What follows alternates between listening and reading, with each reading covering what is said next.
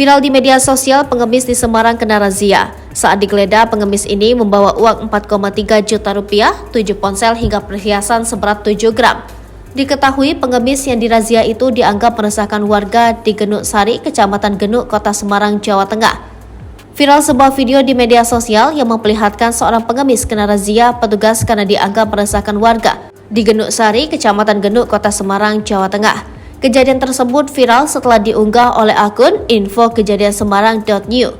Melalui video tersebut, terlihat jika seorang pengemis perempuan beserta sepeda motor yang digunakan untuk kabur diamankan oleh petugas razia.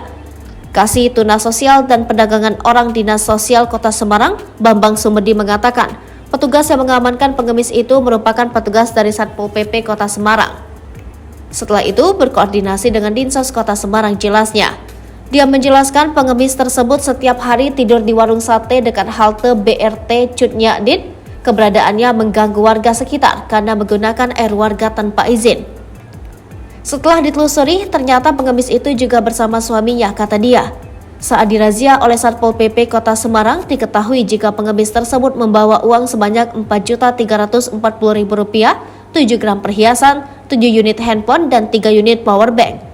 Sejumlah perhiasan dan uang itu kita ketahui setelah dilakukan pemeriksaan paparnya. Setelah diperiksa, petugas Satpol PP Kota Semarang dan Dinsos Kota Semarang mengetahui jika yang bersangkutan ternyata bukan warga Kota Semarang, melainkan warga Kabupaten Demak. Setelah itu, kita bawa ke Among Jiwo, tempat penampungan imbu dia. Selain itu, Dinsos Kota Semarang juga melakukan koordinasi dengan Dinsos Kabupaten Demak, sehingga diketahui jika yang bersangkutan juga menjadi penerima program Keluarga Harapan. Memang pengemis itu juga sudah menjadi pengawasan Dinsos Demak, paparnya.